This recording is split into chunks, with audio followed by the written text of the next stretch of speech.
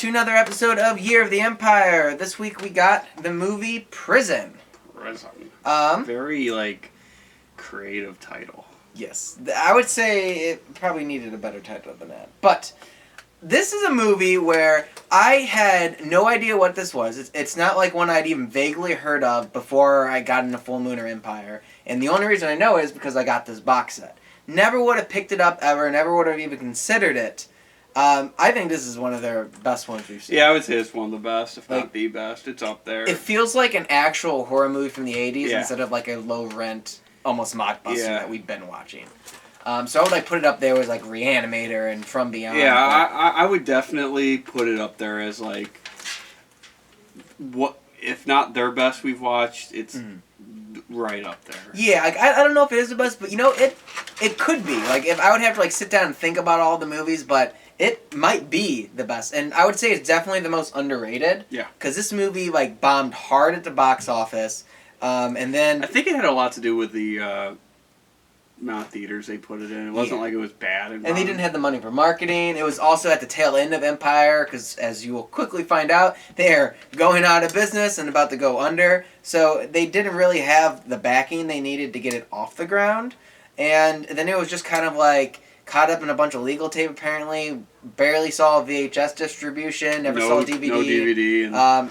And then Shout Factory came out as a Blu-ray and changed all that. So this is a cult classic in the truest sense of the word. It was showing up at horror conventions and bootleg copies, and Shout Factory finally gave it the release it deserves. So I definitely applaud them for doing that, because this, I would say, is the best example of a hidden gem that you can find in the horror genre. No one knows this movie. It didn't play into their weird, how they're kind of, I don't want to say crappy movies, but lower budget movies. Yeah. Kind of play. It actually played out really well. Because, as you would have known from when we did Full Moon especially, even though these are good movies, sort of, some of the puppet masters are, but it's kind of you gotta take it as a caveat of it's good for a Full Moon movie. It's good for an Empire movie. Yeah, this was just good. This was a good 80s movie. Yeah. Really like to do, I know we bring this up a lot, the blue lightning special effect. It's a lot of or blue glow that they do in movies in the 80s all the time. You see it on the cover. They did a ton of it. It was the whole movie, which isn't bad. Yeah. I'm just saying it was a very stereotypical. You always bring that up every time you see the blue lightning. Because it's just something that as I watch more and more movies, I was just that's everywhere. They just do it. It's just everybody does it. It's weird. It is weird. But even though that kind of looks dated, the effects in this looked really good. I didn't really see any effects where it's that was kind of iffy. All top notch, and it was done by the same people who was doing effects before. Yeah. John Carl Buechler was the head special effects. Which were usually pretty hey, these special effects were good. Yeah, they have good special effects, but this movie, and we watched a documentary that talked a lot about it, but you can really tell in this one they were given a small budget and they shot for the moon. And they were able to come up with these great... Yeah, Bark at the Moon. They were Ozzy Osbourne. No. Okay, anyways. That just stopped us in its tracks. But no, they shot for the moon with it in the script. They put all these, big things, and they put it on the effects people to just make it happen. I love when movies do that. It's this would be so cool. How the heck are we supposed to do this? We'll figure it. And they did it. I mean, that's how we do movies a lot. We're we're going to do this. Okay, I guess we gotta figure it out. And then we don't figure it out and it looks like trash. And they figured it out in this movie. Like a cantaloupe. Just like a cantaloupe, yeah. Not a good movie that we made there. Anyways, back to Prison, an actual good movie. So, quick synopsis of the plot. Actually, you know what? Let's do some casting behind the scenes because it's kind of cool. This had Viggo Mortensen in one of his first starring roles. Aragorn! Yes, Aragorn. It was... Gimli. He was great in it. Very good-looking guy right off the bat. Great actor. So they really, struck gold. They were trying to find, an unknown guy that could act, and boy, did they kind of nail that.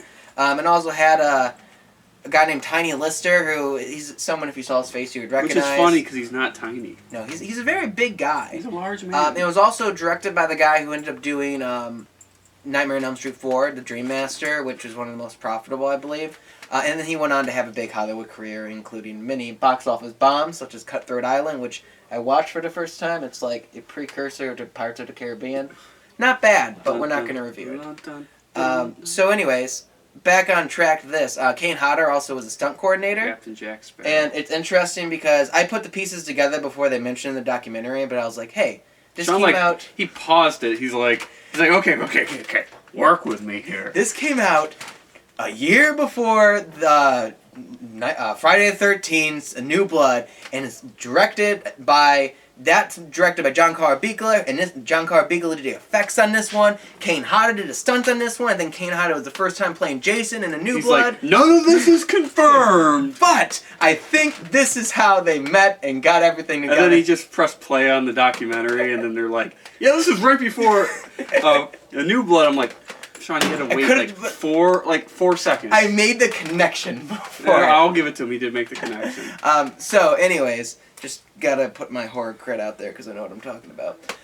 In this movie, it is, first off, like, takes place in a prison, as one would assume. And it's about people, like, this state opens up a new prison to hold all these extra inmates, and it's really just like an old prison that, like, went defunct years ago. So it's really kind of dilapidated, but just very, like, not of the time and very scary. Bunch of people come there, and then, like, all of a sudden, like, horror stuff start happening. Basically, the documentary described it as poltergeist. I said poltergeist. You said poltergeist. Poltergeist. Trauma. Not poltergeist. Sorry, I got meets... trauma on the mind. Poltergeist meets a prison. So, in it, basically ghost starts happening, and you get like a prologue where you see like a guy get electrocuted like years ago. So it's that guy coming back. You kind of just know it off the top. So anyways, people start dying in like weird ways. People who are like in solitary, like it starts like the whole room becomes a furnace, and you can see like them melting and catching on fire, and the boots are like fusing to the ground, and it's all dripping. My favorite kill, well actually no, there's a couple of good ones. My favorite kill is the guy's trying to escape, and he's like in all like the I'm trying to say rafters. There we go. He's in the rapture. He's in the rapture. He's in the raptors, and all these pipes are in there, and it starts like the Velociraptors. I don't know. I just had to say that. Keep going. All these pipes and like cords start like tangling through him, and then like going inside of him, and then you assume he dies because it seems like it happens.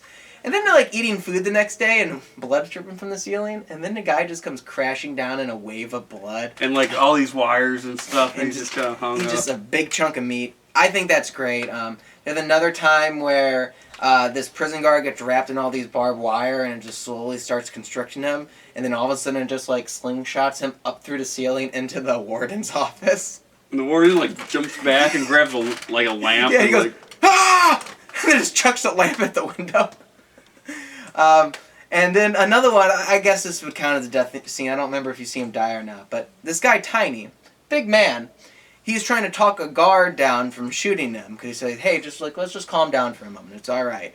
Guard shoots him point blank with a shotgun in the chest. And he goes down. Shotgun to the dick. And then he just gets right up. He screams. WWE's him into the floor. Throws the guy. I think the cop probably died. And then he just like collapses, and it's like that is like I would say normally if you get shot point blank with a shotgun, you're probably not getting up in WWE. Yeah, well, I mean, you see Kylo Ren get shot with a bowcaster, and he just kind of like. But that's actually that's legitimately what he did. He gets shot with a shotgun. He gets back and he's like, so I guess like if you get shot. I think that's the right reaction. Like I would expect this giant man Tiny to react like that to a shotgun blast to the chest. So a lot of really good effects, and people get like a hole shot through them. There's a guy gets gunned down like platoon style by like a phantom like machine gun, and the Phantom Pain. The Phantom Menace, if you will. Phantom Man-ass. Continue. There you go. I was going to let you stew in that for a moment. So anyways... Stew in Phantom Man. Okay, this is going downhill fast.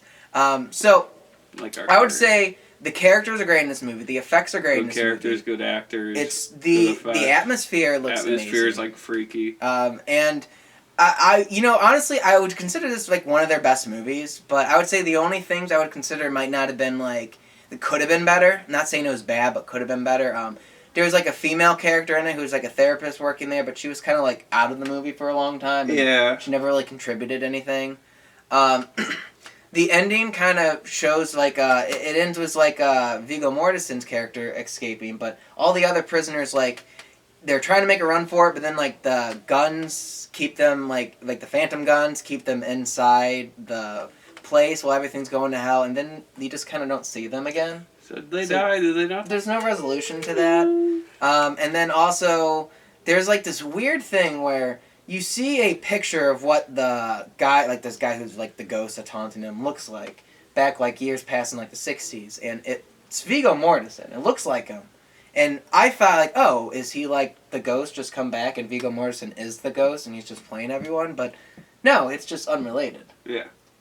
They say in the documentary that there was a plot where it was supposed to be his father, but that's not confirmed, and there's really nothing. I don't think there's really anything to point towards it. So yeah, it was a weird like thing that they cut something out, and it was like, okay, now that should have cut that out as well. That made it a little weird. So, and I would say the only other thing was I wish that the characters had like more time to like kind of grow and develop, not like friendships, but like the chemistry together in it.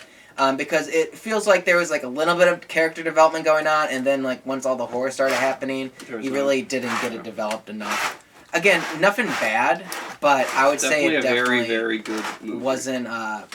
It's just stuff that could have been better because like it's sometimes easier to nitpick like really good movies to find out things that might not have been like, great. oh, that's just all bad. Yeah, because like when we watch Puppet Master: The Legacy, it's like, oh, that's bad, and that's bad, and that's also bad, and you know what? No, it's good. That's bad. So I would say overall, Prison is a great movie that you probably never heard of, and I highly recommend it. I don't know if the Shout Factory is still like readily available, but you can probably find it streaming or online somewhere. Oh, one cool thing about it, they actually use legit like convicts. Oh yeah. As extras in this movie, so like they had a real prison that they got in Wyoming, and it like looked the part. It was very creepy, but yeah, there was like a nearby prison that they actually had the extras as inmates that they just bust over every day. Weird, but okay. And one of the lead actors was also a prisoner who just happened to like be part of the Screen Actors Guild. So yeah, he killed somebody in a bar fight. Yep. Actually, I'm like, you know what? He killed a man. He probably should not be getting a paycheck. They probably should kick him out of the Screen Actors Guild. Probably, but they didn't. Because probably no one ever heard of him. Yeah. So, interesting stuff. The background to this movie is deeply fascinating. So, if you do get the Shout Factory watch the documentary. I think it's called Hard Time. Great documentary. Don't look up Hard Time on the internet, because I'm sure that's going to pop porn up. Type in Hard Time Prison, see what shows up. That might even be the name of it. Hey, Warden. Hard Time Prison. How can I get out of here? We should make that movie. Hard Time Prison. We're going to make Hard Time Prison. And on that note, we're going to end our review on Hard Time Prison. Our review on Hard Time Prison. All right, you guys stay classy, San Diego. Keep playing player. You know, it's our call signs to say bye. It's just awkward rambling. That's probably not going to make the final cut of it. Or it is. You never know. You never know. We'll see.